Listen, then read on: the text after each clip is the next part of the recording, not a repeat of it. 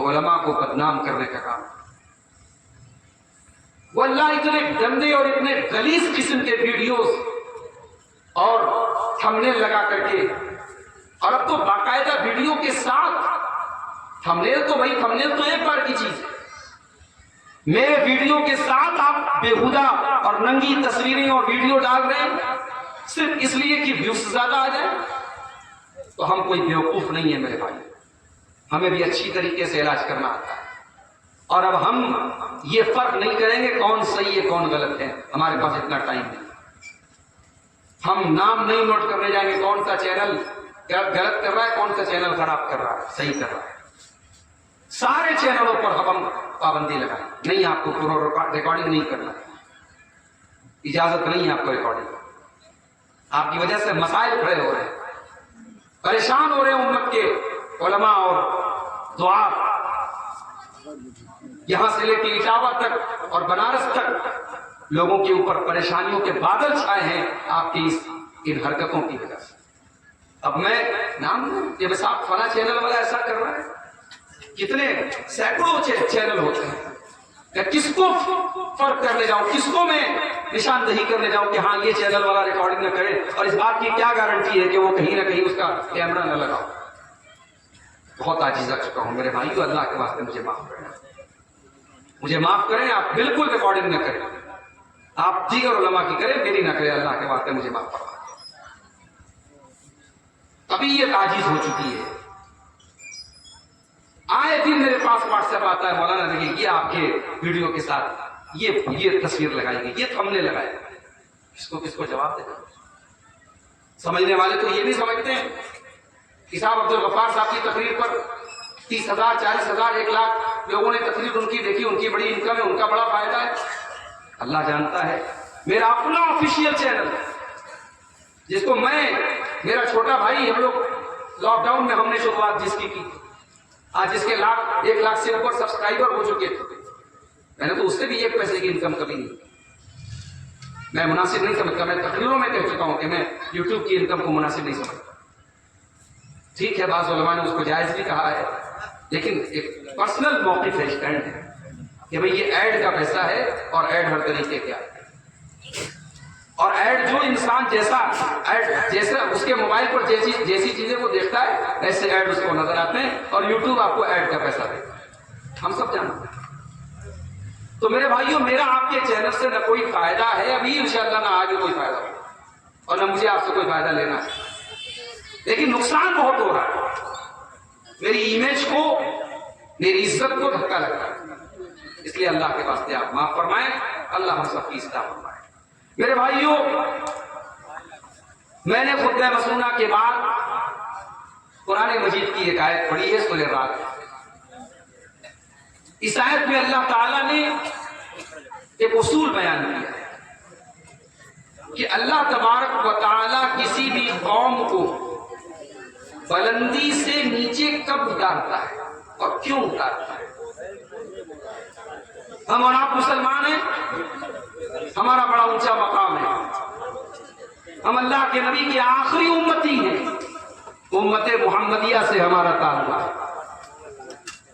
کنتم خیر امت اخرجت للناس تأمرون بالمعروف وتنہون عن المنکر وتؤمنون باللہ۔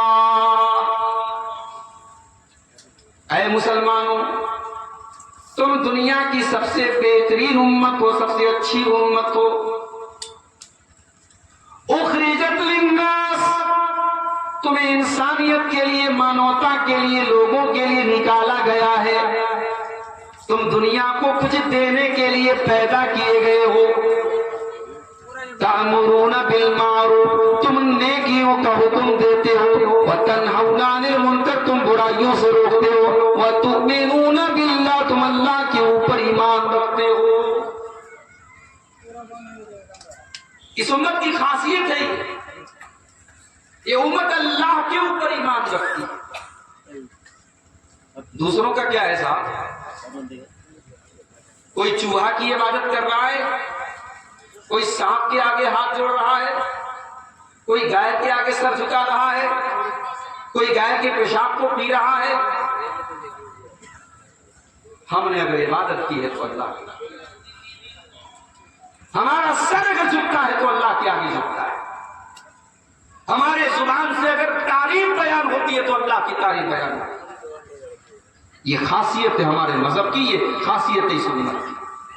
ہم تو امت محمدیہ ہیں، سب سے بہترین امت ہے۔ جب اللہ کے نبی کو حکم دیا گیا کہ آپ خانے کعبہ کی طرف منہ کر کے نماز پڑھیں، تقریباً 17 یا 18 مہینے اللہ کے نبی صلی اللہ علیہ وسلم نے بیت المقدس کی طرف منہ کر کے نماز پڑھا تھا، اور اس کے بعد اللہ کا حکم آیا کہ اے نبی آپ اپنا چہرہ خانے کعبہ کی طرف پھیر لیجیے۔ اس موقع پر بھی اللہ نے کیا فرمایا؟ قرآن کا دوسرا پارہ اٹھا، وَكَذَلِكَ جَعَلْنَاكُمْ أُمَّةً وَسَطًا لِتَكُونُوا شُهَدَاءَ عَلَى النَّاسِ وَيَكُونَ الرَّسُولُ عَلَيْكُمْ شَهِيدًا۔ اے مسلمانوں، ہم نے تم کو دنیا کی سب سے بہترین امت بنایا ہے، سب سے بہترین قوم بنایا ہے، امة وسطا، ہم نے تم کو بیسٹ کمیونٹی بنایا ہے۔ ہم بیسٹ کمیونٹی ہیں، ہم سب سے بہترین سماج کے لوگ ہیں، مگر آج حالات کیا ہے؟ آج ہمیں اچھوت بنا دیا،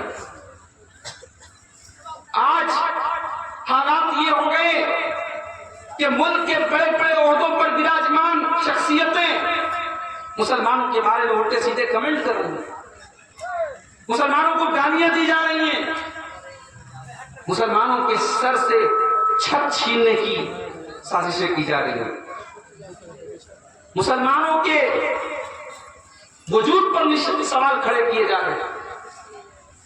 کیا یہ حالات دیکھ کر کے میرے بھائیوں ہمارے اور آپ کے ذہن میں سوال نہیں پیدا ہوتا کہ ایسا کیوں ہو رہا ہے؟ جب ہم سب سے بہترین امت ہے، سب سے اچھی امت ہے، اللہ کو ماننے والے لوگ ہیں، تو ہمارے ساتھ ایسا کیوں ہو رہا ہے؟ اللہ نے جواب دیا، ان اللہ لا یغیر ما بقوم، بے شک اللہ تعالیٰ کسی قوم کے حالات کو نہیں بدلتا ہے، حتی یغیروا ما بانفسہم، جب تک وہ قوم کے لوگ اپنے حالات کو نہ بدل لیں۔ وَإِذَا أَرَادَ اللَّهُ بِقَوْمٍ سُوءًا، اور جب اللہ تعالیٰ کسی قوم کو برباد کرنا چاہتا ہے، کسی قوم کو تباہ کرنا چاہتا ہے، کسی قوم کو زوال پذیر کرنا چاہتا ہے، فَلَا مَرَدَّ لَهُ، تو اللہ کے اس عمل کو کوئی روکنے والا نہیں ہے، وَمَا لَهُم مِّن دُونِهِ مِن وَالٍ، اور اس قوم کو اللہ کے عذاب سے کوئی بچانے والا نہیں ہے، اللہ کے عذاب سے کوئی نہیں بچا سکتا۔ یہ امت آج اس اسٹیج پر کھڑی ہے کہ سوچے اور غور کرے کہ اللہ تبارک و تعالیٰ نے اس امت کو اس بلندی سے یہاں کیوں پہنچا دیا، یہ یہاں کیوں پہنچی ہے۔ یہ امت آج اپنے حالات پر غور کرے میرے بھائیوں، اسے اپنے سوالوں کا جواب ملتا ہے۔ اس امت کی پہچان توحید ہے، اس امت کو اللہ نے عزت دی تو توحید کی وجہ سے دی ہے۔ اس امت کو دنیا میں اگر نام ملا، مقام ملا، رتبہ ملا، مرتبہ ملا، رسپیکٹ ملی، سمان ملا تو توحید کی وجہ سے ملا۔ لیکن آج اس امت کے اندر بھی ایک بڑی تعداد میں شرک کا عمل کیا جا رہا ہے، عورتیں بھی شرک کر رہی ہیں، مرد بھی شرک کر رہے ہیں، مزاروں پر بھی شرک ہو رہا ہے، پتھروں کے آگے بھی سجدہ کیا جا رہا ہے، دھاگے باندھے جا رہے ہیں، تعویذ باندھے جا رہے ہیں، نقش و نگار باندھے جا رہے ہیں، آج اس امت کے اندر بھی شرک ہو رہا ہے۔ اور اگر آپ کو یقین نہ آئے، آپ کہ بہار میں شاید کم مثالیں ملے گی، آپ باقی انڈیا کے اور علاقوں میں چلے جائیں، جیسے ہر کنکر میں شنکر کا عقیدہ ہے تو ہر مزار میں پروردگار کا عقیدہ ہے۔ اجمیر سے لے کر کے بہرائچ تک اور یو پی سے لے کر کے بنگال تک کون سا ایسا اسٹیٹ ہے جہاں مسلمانوں کے کچھ ایسے مقامات نہ ہو جہاں کسی اللہ کے ولی کی، کسی نیک انسان کی قبر پہ باقاعدہ سجدے نہ ہو رہے ہوں اور وہاں اپنی حاجتیں نہ مانگی جا رہی ہوں اور وہاں ہاتھ نہ پھیلائے جا رہے اور قوالیاں بنائی گئی ہوں۔ بھر دو جھولی میری یا محمد، اے محمد میری جھولی بھر دو۔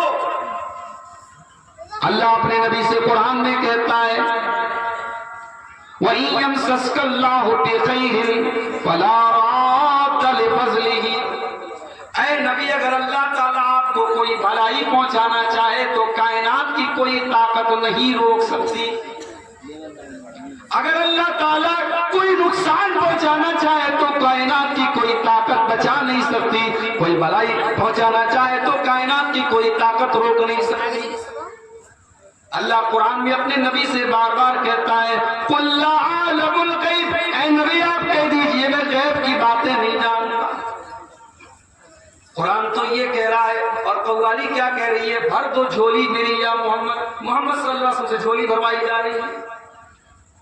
یہاں تک کہا گیا وہی جو مستوی یہ عرش کا خدا ہو کر اتر پڑا مدینے میں مصطفیٰ ہو کر، یہاں تک کہا گیا حاجیوں کعبہ دیکھ لیا، آؤ کعبے کا کعبہ دیکھ لو، یعنی نبی کی قبر کو نبی جہاں دفن ہے، نبی کے اس مقام کو کعبے سے بھی افضل قرار دیا گیا کہ وہ کعبے کا کعبہ ہے، کعبہ بھی اس کا چکر لگاتا ہے، کعبہ بھی اس کا طواف کرتا ہے۔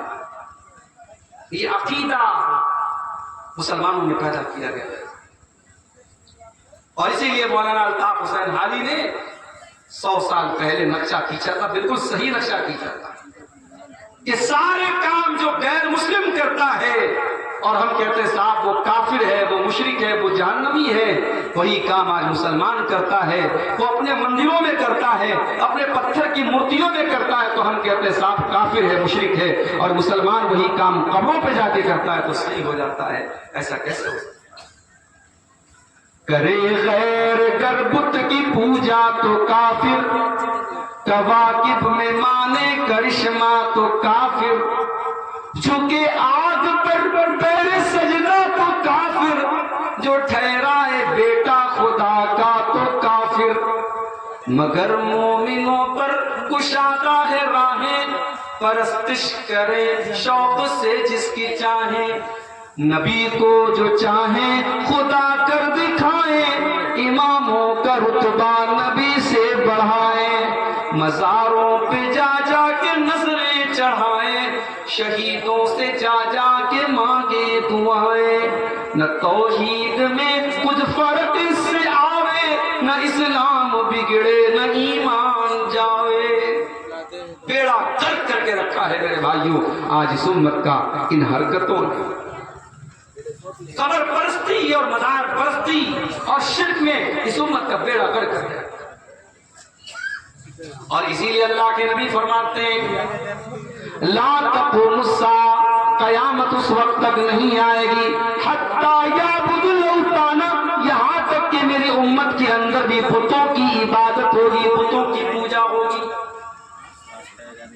ابھی عارف محمد خان صاحب بی جے پی کے نیتا ہیں اور گورنر بھی ہیں، غالباً کیرل کے گورنر ہیں۔ ابھی ان کا ایک ویڈیو آیا کہ صاحب ایودھیا میں شری رام چندر جی کا جو مندر بنا ہے اس میں وہ جا کر کے ماتھا ٹیکا ہے۔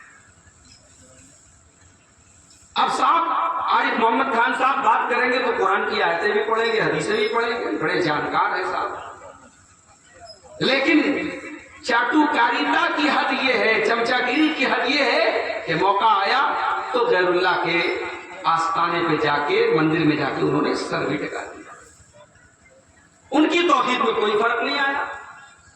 تو بھائی صاحب توحید اتنی ہلکی چیز بھی نہیں کہ آپ کہیں پر بھی سر جھکا دیں، کسی کی بھی جے جے کار کر دیں، کسی کے بھی نام کا نعرہ لگا دیں اور آپ کی توحید میں کوئی فرق نہ ہے۔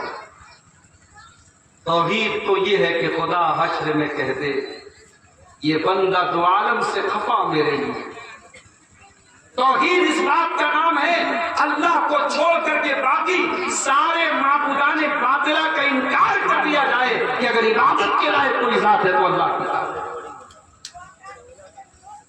توحید کمپرومائز کرنے کا نام نہیں ہے میرے بھائی، توحید سمجھوتا کرنے کا نام نہیں ہے، توحید اس بات کا نام نہیں کہ گائے بھی گابن ہوتی ہے بیل بھی گابن ہوتا ہے، اس کا نام توحید نہیں ہے، توحید سچائی کا نام ہے۔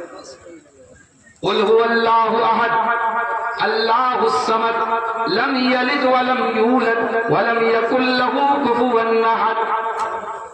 اے نبی آپ کہہ دیجئے اللہ ایک ہے، اللہ الصمد اللہ بے نیاز ہے، لم یلد اس کا کوئی بیٹا نہیں، ولم یولد اس کا کوئی باپ نہیں، ولم یکن له کفوا احد اس کے کوئی برابر نہیں. یہ ہے توحید. قل یا ایھا الکافرون، اے نبی آپ کہہ دیجئے کافروں سے، لا اعبد ما تعبدون جس کی تم عبادت کرتے اس کی میں عبادت نہیں کرتا، ولا انتم عابدون ما اعبد اور جس کی میں عبادت کرتا ہوں اس کی تم عبادت نہیں کرتے، ولا انا عابد ما عبدتم ولا انتم عابدون ما اعبد لکم دینکم ولی دین. اسلام کمپرومائز کا نام نہیں، توحید میں کوئی کمپرومائز نہیں. انسانیت اپنی جگہ ہے، مانوتا اپنی جگہ ہے، بھائی چارہ اپنی جگہ ہے، توحید میں کوئی کمپرومائز نہیں. مسلمان توحید میں کمپرومائز کرتا ہے. الیکشن کا موقع آتا ہے، ہمارے بہت سارے مسلم لیڈرز کہیں پر بھی جا کے سر جھکا دیتے ہیں. ان سے کہیں زیادہ اچھے تو ہمارے وزیر اعظم ہیں، انہوں نے کم سے کم یہ ثابت تو کیا کہ وہ اپنے مذہب کے لیے مخلص ہیں. وہ ڈھونگ نہیں رکھتے کہ صاحب ہم جو ہے مسلمانوں میں جائیں تو مسلمان بن جائیں اور دوسروں میں جائیں تو دوسرے بن جائیں. وہ کہتے صاحب نہیں، میں ہندو مذہب کو مانتا ہوں، میں اپنی پہچان کے ساتھ. یہی ہونا چاہیے صاحب. اگر آپ کے نام کے ساتھ خان لگا ہے، آپ کے نام کے ساتھ انصاری لگا ہے، آپ کے نام کے ساتھ مسلم سرنیم لگا ہے، آپ مسلم لیڈر ہیں، اور موقع پڑنے پر آپ کسی پتھر کے آگے بھی سر جھکا دیں، کسی جو ہے کسی لیڈر اللہ کے طرف جا کے آپ سر جھکا دیں اور کہیں کہ صاحب الیکشن کا معاملہ ہے اور کرنا پڑتا ہے، تو نہیں صاحب، جدا ہوتی سیاست سے تو رہ جاتی ہے چنگیز. دین اور سیاست الگ نہیں ہے. دین کو سیاست سے الگ مت کرو، سیاست کرو مگر دین سے الگ ہو کے مت کرو میرے بھائی. آپ پالیٹکس میں بھی اگر رہیں تو اپنے دین کے اوپر قائم رہیں، اور اگر آپ کی پالیٹکس اور آپ کی سیاست دین سے دور کر رہی ہے تو ایک بہت گھاٹے کا سودا ہے. چھوڑ دو ایسی سیاست، نہیں ضرورت ایسی سیاست. تو توحید میں آج مسلمان بہت برباد ہوا ہے، جبکہ ہماری سب سے بڑی پونجی یہی توحید. ابراہیم علیہ السلام جب اپنے بیوی بچے کو مکہ کے بیابوں ہو گیا سرزمین پہ چھوڑ کے جانے لگے، کیا دعا کرتے ہیں؟ کہتے ہیں اللہ ربنا انی اسکنت من ذریتی بواد غیر ذی زرع عند بیتک المحرم ربنا لیقیموا الصلاۃ. اے اللہ اپنی بیوی بچے کو اس بیاب ہو گیا مکہ کی سرزمین میں تیرے گھر کے پاس چھوڑ کے جا رہا ہوں، ربنا لیقیموا الصلاۃ. اے اللہ تو میری اولاد کو توفیق دینا وہ یہاں نماز قائم کرے. اپنی اولاد کی نماز کی فکر کر رہے ہیں. اور دوسرے مقام پہ کہتے ہیں رب انہن اضللن کثیرا من الناس. اے اللہ ان بتوں کی وجہ سے بہت سارے لوگ گمراہ ہو گئے ہیں. اے اللہ میری اولاد کو تو بت پرستی سے بچانا. وجنبنی وبنی ان نعبد الاصنام. اے اللہ مجھے اور میری اولاد کو تو شرک سے بچانا، بت پرستی سے بچانا. آج بالی ووڈ کے بڑے بڑے ہیرو جو ہوتے ہیں جن کے اوپر ہم بڑا فخر کرتے صاحب یہ خان صاحب ہے، یہ خان صاحب ہے، یہ خان صاحب ہے، ان کے اسلام نام کی کیا چیز ہے؟ گणیش پوجا کا تہوار آتا ہے، ان کے گھروں میں گणیش جی کی مورتی رکھی جاتی ہے. دیپاولی کا تہوار آتا ہے صاحب وہ ان کے گھر میں باقاعدہ پوجا ارچنا ہوتی ہے. ہولی کا تہوار آتا ہے پورا پریوار ہولی کھیلتا ہے. نہ دین ہے، نہ حیا ہے، نہ تہذیب ہے، نہ شرم ہے، اور ہم صاحب بڑے فخر ہو رہے ہیں، بڑا فخر کر رہے ہیں، بڑے لٹو ہو رہے ہیں صاحب مسلمان لوگ ہیں، خان صاحب لوگ ہیں. عامر خان ہے، ان کی جوان بیٹی بالکل ننگی آدھی ننگی ہو کر کے باپ کے ساتھ فوٹو کھنچا رہی ہے. باپ کو کوئی شرم نہیں آ رہی. ایک ابھی بالی ووڈ کی ایک بہت بڑی ہیروئن نے اپنے جوان بیٹے سے پوچھا کہ بیٹا تو کنوارا ہے کہ نہیں، تو تو کنوارا ہے یا تیرا کنوارا پن ختم ہو گیا ہے؟ تو اب تک کتنی عورتوں کے ساتھ سویا ہے؟ یہ ایک جوان بیٹے سے اس کی ماں پوچھ رہی ہے، آن دا کیمرہ پوچھ رہی ہے۔ یہ کلچر آج ہمارے بالی ووڈ کا ہے، اور ہم صاحب بڑے فخر کرتے کہ ہمارے خان صاحب لوگ ہیں۔ تو میرے بھائیوں، اپنی توحید کی حفاظت کرو، اپنے ایمان کی حفاظت کرو۔ یہ جو جوتے پڑ رہے ہم کو، اسی توحید سے دور ہونے کی وجہ سے جوتے پڑ رہے۔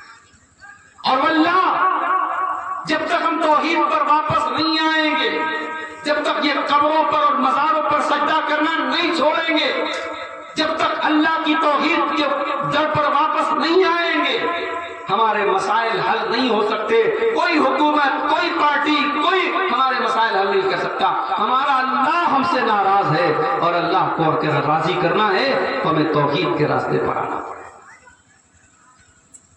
5 ٹائم کی نماز میں ہم 17 بار اللہ سے کہتے ہیں ایاک نعبد و ایاک نستعین، اے اللہ ہم تیری ہی عبادت کرتے ہیں اور تجھ ہی سے مدد مانگتے ہیں۔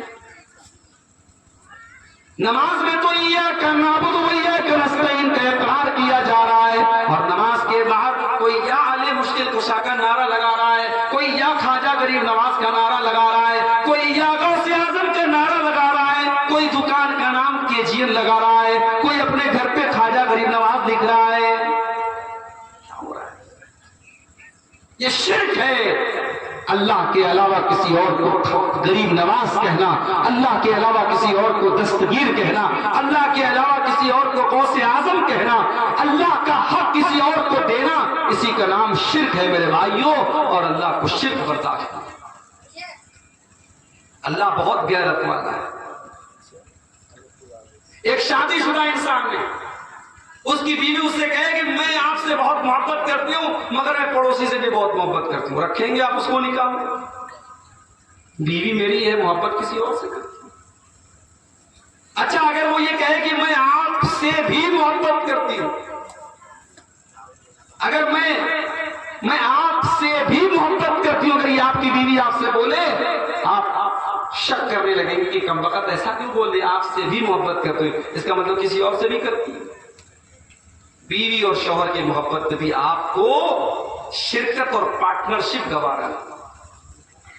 میرا اللہ جس نے ہم سب کو پیدا کیا، جو ہمارے دلوں کی دھڑکنوں کو چلا رہا ہے، جو ہماری سانسوں کو چلا رہا ہے، ہمیں کھلا رہا ہے، ہمیں پلا رہا ہے، ہم پر بارش نازل کر رہا ہے، ہم کو سورج کی روشنی دے رہا ہے، ہم کو اناج دے رہا ہے، ہم کو اللہ جلا رہا ہے، کھلا رہا ہے، پلا رہا ہے، ہم اس اللہ کو چھوڑ کر کے، اس کی دھرتی پر رہ کر کے، اس کی آکسیجن میں سانس لے کر کے، اس اللہ کو چھوڑ کر کے کسی اور کے آگے سر جھکائیں، کسی اور کی جے جے کار کریں، کسی اور کے آگے جا کے ماتھا ٹیکے، سوچو میرے بھائی اللہ کتنا ناراض ہوگا۔ اسی لیے اللہ قرآن میں کہتا ہے ان اللہ لا یغفر ان یشرک بہ ویغفر ما دون ذلک لمن یشاء۔ میرے بندو، اللہ تعالیٰ تمہارے سارے گناہوں کو معاف کر دے گا مگر شرک کو معاف نہیں کرے گا۔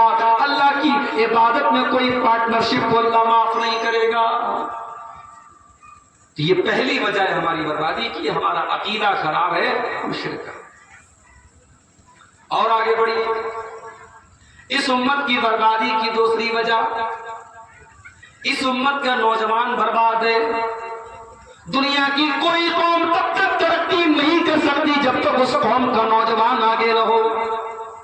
جس قوم کے نوجوان رات میں موبائل پر بیٹھ کر کے 3 بجے رات تک لڑکیوں سے چیٹنگ کرتے ہو، جس قوم کے نوجوان شراب کے نشے میں دھت رہتے ہو، جس قوم کے نوجوان گٹکھا کھا کر کے اپنی صحت کو خراب کرتے ہو، جس قوم کے نوجوان گندی عادتوں کے ذریعے اپنے شریر کو برباد کر رہے ہو، جس قوم کے نوجوان زناکاری اور بدکاری کی لعنت میں گرفتار ہو رہے ہو، جس قوم کی نوجوان لڑکیاں غیر مسلموں کے ساتھ بائکوں پر سیر کر رہی ہوں، جس قوم کی نوجوان لڑکیاں مرتد ہو رہی ہوں، جس قوم کے نوجوان حرام چیزوں میں لپٹ ہو، اس قوم کا انجام میرے بھائیوں اور کیا ہو سکتا ہے؟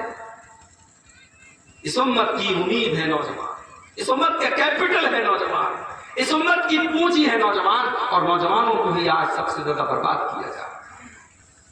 میرے نوجوان ساتھیوں، اپنی جوانی کی قدر کرو، اپنی جوانی کی قیمت کو سمجھو. قیامت کے دن اللہ تعالیٰ تم سے سوال کرے گا تم نے اپنی جوانی کو کہاں گزارا.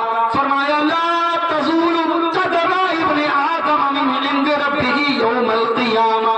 قیامت کے دن انسان اپنی جگہ سے ہل نہ پائے گا جب تک 5 سوالوں کا جواب نہ دے دے. عن عمرہ فیما افنا، تو نے اپنی زندگی کو کہاں گزارا.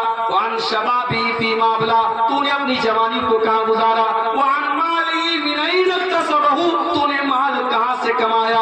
وفیما انفقہ، اور کہاں پہ خرچ کیا، کہاں سے مال کمایا. ابھی میرے اکاؤنٹ میں بینک کی طرف سے میسج ہے کہ آپ کا اکاؤنٹ اسٹاپ ہو گیا. میں بڑا پریشان ہوا، یار اکاؤنٹ کیوں اسٹاپ ہو گیا. بینک گیا میں تو بینک کا مینیجر بولا کہ آپ کے اکاؤنٹ میں اسٹاپ ہم نے نہیں لگایا ہے، یہ اوپر سے لگا ہے، کرائم برانچ سے لگا ہے. میں نے کہا یا اللہ میں نے کون سا کرائم. میں بڑا پتہ لگانے کے بعد کرائم برانچ گیا بنارس کی جو اس کی برانچ ہے وہاں گیا تو انہوں نے نیٹ سے چیک کیا کہ ممبئی کے کسی انسان نے کمپلینٹ کی ہے آپ کے اکاؤنٹ کے بارے میں اور آپ کا اکاؤنٹ اسٹاپ ہوا. پتہ کیجئے ممبئی. پھر بمبئی میں جہاں کا مسئلہ تھا وہاں میرے کچھ دوست تھے، میں نے ان کو فون کیا کہ یار ایسا ایسا مسئلہ ہے. تو انہوں نے پتہ لگایا تھانے پہ جا کر کے ممبئی میں، تو وہاں سے معلوم یہ ہوا کہ میرے اکاؤنٹ میں کہیں سے پیسہ آیا. اب بھائی میں کہیں تقریر میں جلسے میں گیا ٹکٹ بنانے کے لیے فلائٹ کا یا ٹرین کا. میں نے کہا کہ بھائی صاحب آپ 2000 5000 میرے اکاؤنٹ میں ڈال دیں. اب ظاہر ہے کہ پورے ہندوستان میں آنا جانا ہوتا ہے، کون کیا ہے میں کیا جانتا ہوں. تو ہوا کیا ہے کہ میرے اکاؤنٹ میں جو پیسہ آیا وہ کسی اور کے اکاؤنٹ سے آیا، اس کے اکاؤنٹ میں کسی اور کے اکاؤنٹ سے آیا، اس کے اکاؤنٹ میں اس طریقے سے پوری ایک چین بنی ہے.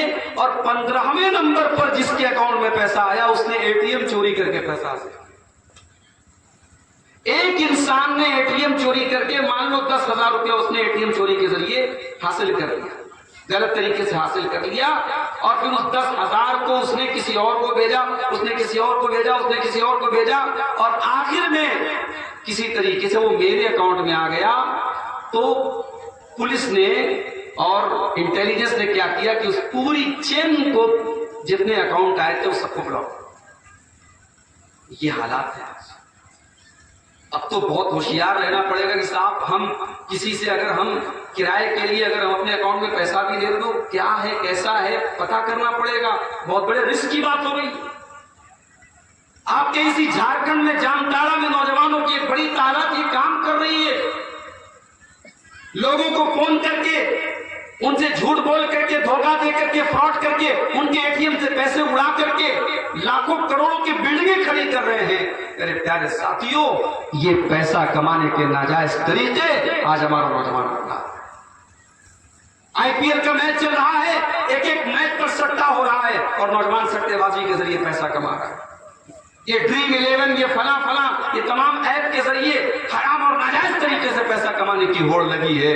میرے نوجوان ساتھیوں اللہ نے آپ کو ہاتھ اور پیر دیے ہیں، یا تو تجارت کرو، اگر دماغ ہے اگر پیسہ ہے تو تجارت کرو بزنس کرو، اور اگر اتنا دماغ نہیں ہے تو محنت اور مزدوری کر کے اپنی محنت مزدوری کی کمائی کھاؤ. اپنے ہاتھ پیر توڑ کر کے حرام طریقے سے پیسے مت کماؤ. اللہ نے فرمایا، اللہ کے نبی نے فرمایا من این اکتسبہ، تم نے مال کہاں سے کمایا ہے، وفیما انفقہ، اور تم نے مال کہاں خرچ کیا ہے، اس کا بھی تمہیں حساب دینا. نوجوان آج یہ سوچتا نہیں کہ اس کو اپنی جوانی کا حساب دینا ہے اللہ تعالیٰ. اللہ کے نبی فرماتے ہیں اغتنم خمسا قبل خمس، 5 چیزوں کی قدر کرو 5 چیزوں کے آنے سے پہلے. شبابک قبل حرمک، اپنی جوانی کی قدر کرو بڑھاپے کے آنے سے پہلے. آج جوانی ہے کل نہیں، آج طاقت ہے کل نہیں ہوگی.